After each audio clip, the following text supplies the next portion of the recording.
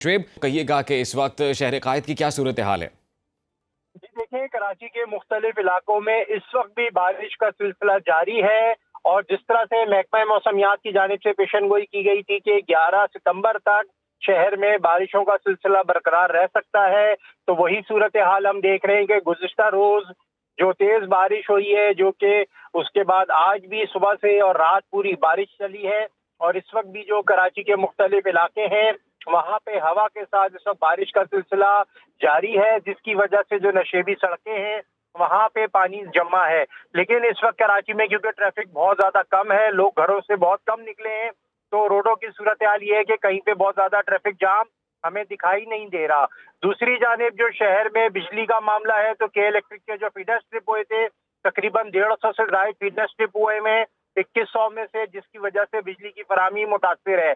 तीसरी तरफ जो कराची की नदियां भितरी हैं, जिनमें मलीर नदी और जो लियारी नदी है, जिनमें पीछे से केरतर रेंज, गडाब, हब चौकी और हब रिवर के अतराफ से जो पानी आया है, और वो बड़ा बरसाती रेला है जो लियारी नदी और मलीर नदी को मुतासिर करके समंदर की जानिब जा रहा है। वाज़ेह रहे कि ये वो कराची की मेन नदियां हैं जिनका पानी होते हुए समंदर में जाके क्लिफ्टन के मुकाम पे गिरता है। तो इनमें शदीद तुग़यानी है कल से। शुएब, ये बताइएगा कि जिस तरह की सूरत हाल आप बता रहे हैं, मामूलाते ज़िंदगी किस कदर मुतासिर हुए और शहरियों के क्या तासुरात हैं?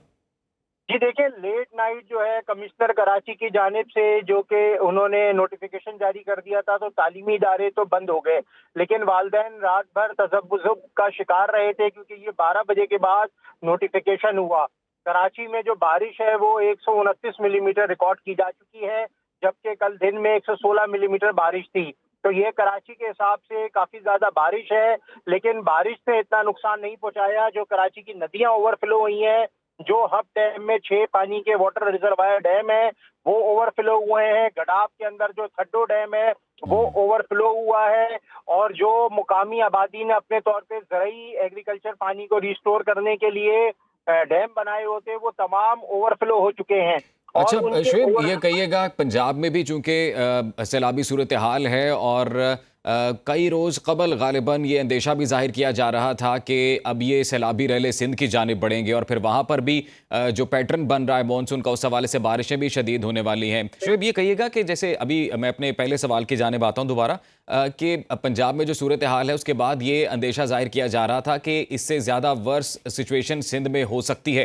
तो आपको क्या लगता है कि इंतजामिया की तैयारी उस हवाले से पूरी है?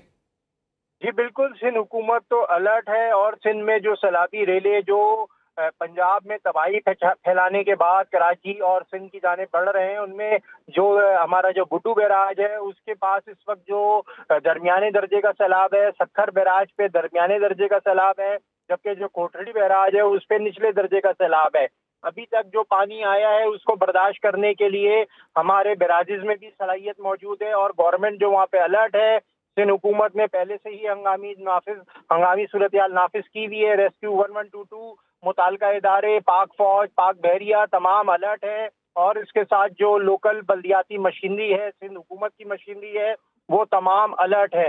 जो कश्मोर में पानी आता है, जो कि कच्चे का इलाका है, इसके साथ कंदकोट में पानी आता है, तो ये जो कच्चे के रिवर बैंक्स के साथ की जगहें होती हैं, ये जब भी सैलाब आता है तो इसमें जेर आब आते हैं। लेकिन जो रिहायशी शहरी आबादियां हैं, उनको हुकूमत सिंध की जानिब से बताया गया है कि फिलहाल कोई खतरा रिहायशी नहीं है। आबादियों को कहा गया है कि वो भी मोहतात रहें। हमारे साथ ही रहिएगा। Shoaib Barni, DG rescue, doctor Abid Shaikh हमें ज्वाइन कर चुके हैं। डॉक्टर साहब, बहुत शुक्रिया आपके वक्त का। ये कहिएगा कि इस वक्त रेस्क्यू की जानिब से कैसी तैयारियां हैं और जो शहरी हैं उन्हें किस कदर फैसिलिटेट किया जा रहा है कराची में? देखिए, कल रात से आपने देखा है कि रेस्क्यू 1122 की टीम, पीडीए की टीम, पीडीएमए की टीम जो है और बाकी जो इदारे हैं सिंध गवर्नमेंट के, वो सब इस वक्त जो है वो फैसिलिटेट कर रहे हैं लोगों को और अपनी रेस्क्यू सर्विसेज असिस्टेंस दे रहे हैं। कल रात भी जो मेन एरिया थे लियारी नदी के साथ, जिसमें खमीसो गोट हो गया, ईसा नगरी हो गई और सोराब गोट का एरिया, अल आसिफ स्क्वायर की बैक साइड पे जो एरियाज हैं, वहाँ से लोगों को इवैक्यूएट किया गया और उनको सेफ जगहों पे मुंतकिल किया गया और ये अभी तक कंटिन्यू है। और अभी भी जो है वो रेस्क्यू सर्विसेज जो है प्रोवाइड की जा रही हैं। टीम्स हमारी इस वक्त फील्ड पे हैं और जो जितनी कॉल्स हमारे पास रिसीव हो रही हैं कमांड एंड कंट्रोल पे, उनको टाइमली कोशिश पूरी की जा रही है कि उनको रिस्पॉन्स कर सके वहाँ से। डॉक्टर साहब, कोई डेटा आप शेयर करना चाहेंगे? कितने रेस्क्यू ऑपरेशंस इस वक्त किए जा चुके हैं, कितने लोगों की जानें बचाई जा चुकी, और आप क्या एक्सपेक्ट कर रहे हैं आने वाले दिनों में? देखिए, जहाँ तक जाने बचाने की बात है, कल भी जो इम्तियाज स्टोर के जारी नदी के साथ 2 लोग थे जिनको वहाँ से जिंदा बचा लिया गया। वो पानी में बह गए थे। रेस्क्यू डबल 122 की टीम ने वहाँ पर फौरन रिस्पॉन्स किया। इसके साथ गडाफ में ऑपरेशन हुआ, वहाँ से भी लोगों को इवैक्यूएट किया गया वहाँ पर। तो इस वक्त अगर हम अब नंबर की बात करेंगे तो 300 से ज़्यादा के करीब लोग हैं जिनको कल रात से जो है वो इवैक्यूएट कराया गया है, सेफली इवैक्यूएट कराया गया है। ठीक है डॉक्टर साहब, डिप्टी डायरेक्टर मेट अंजुम नज़ीर साहब भी हमारे साथ मौजूद हैं, उनसे भी सारी तफसीलात लेते हैं। अंजुम साहब, बहुत शुक्रिया आपके वक्त का। ये कहिएगा कि किस तरह का मौसम मजीद एक्सपेक्ट किया जा रहा है आने वाले दिनों में कराची में बिलखसूस? जी बहुत शुक्रिया। देखें, जो ये डिप्रेशन था, ये अब कराची से तकरीबन 70 से 80 किलोमीटर वेस्ट की तरफ मूव कर गया है और आने वाले कपल ऑफ आवर्स में ये अब मार्क लो होके अब इसका इम्पैक्ट ज़्यादा जो है बलूचिस्तान की साहिली पट्टी और जनूबी अजला में होगा। ताहम कराची में आज शाम और रात गए तक वक्फे वक्फे से हल्की से दरमियानी बारिश होती रहेगी और ये सिलसिला जो है आज रात तक खत्म हो जाएगा और कल से नॉर्मल वेदर पैटर्न्स होंगे कराची के। अच्छा, आप ये बता रहे हैं अंजुम नज़ीर साहब के आने वाले दिनों में जो मौसम है वो कराची में नॉर्मल होगा। ओवरऑल सुबह सिंध में क्या सूरत हाल होगी? जी देखें, ये आखिरी सिलसिला था अब तक के मुताबिक मानसून का जिसमें सुबह सिंध को मुतासिर किया। ताहम अब आने वाले रोज में जो है सिंध के अक्सर इलाकों में मौसम गर्म और मरतूब रहेगा। ठीक है, और वो जो अंदेशा जाहिर किया जा रहा था सैलाबी सूरत हाल का सुबह सिंध में, वो खतरा भी टल चुका मुकम्मल तौर पर? देखें जी, सैलाब जो रिवराइन फ्लड है वो तो बिल्कुल क्या उसने आना है और इस बात की तवक्को है कि अगले 24 घंटों में जो है वो गुड्डू बैराज पे हाई फ्लड होगा और यही सिचुएशन जो है वो सक्खर बैराज पर भी होगी। और उस हवाले से जितने भी इदारे हैं बशमूल रेस्क्यू के इदारे, तमाम की तैयारियां मुकम्मल हैं? आप भी मुतमिन हैं? हुकूमत सिंध की भी मुकम्मल मुआवनत हासिल है?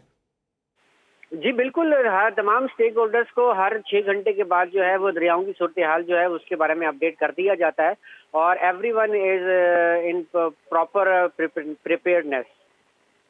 ठीक है। अंजुम नज़ीर साहब, ये कहिएगा कि जैसे आपने बताया कि आने अभी कुछ वक्त में बारिश का ख़तरा जो है वो टल जाएगा, तो क्या आपको लगता है कि फिर आने वाले दिनों में ये जो डिप्रेशन बन रहा था मॉनसून का, इस हवाले से मुकम्मल खात्मा होगा, मौसम बिल्कुल क्लियर होगा, या फिर बारिशें मुतवक्के हैं? जी देखें, ऑलमोस्ट सिंध से तो मानसून का अब तकरीबन खात्मा हुआ जाता है।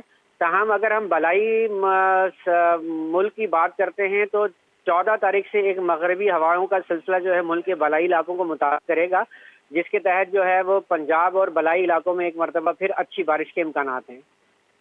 और ये टोरेंशियल रेन्स ही होंगी?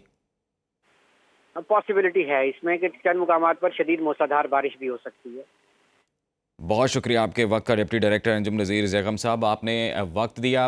इसके अलावा DG rescue doctor Abid Sheikh हमारे साथ मौजूद थे, आप सबका बहुत शुक्रिया। और शुएब बर्नी, आपसे भी वक्तन फ़वक्तन इस हवाले से तफसीलात जानते रहेंगे। फिल वक्त आपका बहुत शुक्रिया।